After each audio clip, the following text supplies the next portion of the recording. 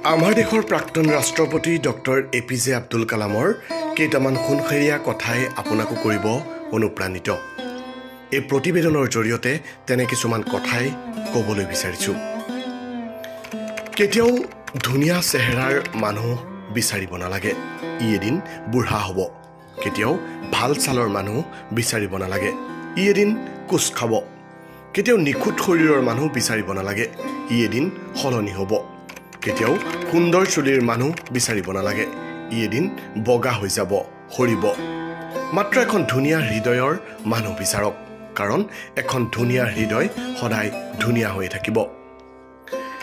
এটোপাল বিহে বহু পানী নষ্ট কৰি দিব পাৰে, আৰু এটা সৰু শিলে এখন ডাঙৰ গ্লাছ ভাঙি দিব পাৰে, আৰু এটা সৰু মিছা কথাই মানুহৰ গোটেই জীৱনটোকে ধ্বংস কৰি দিব পাৰে।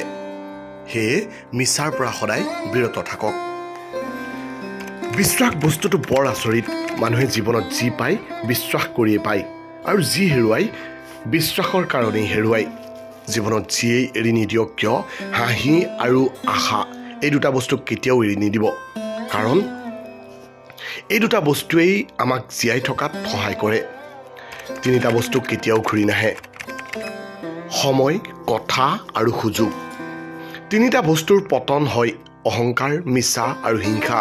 তিনিটা বস্তু বহুত মূল্যৱান: ভালপোৱা, আত্মবিশ্বাস আৰু বন্ধুত্ব।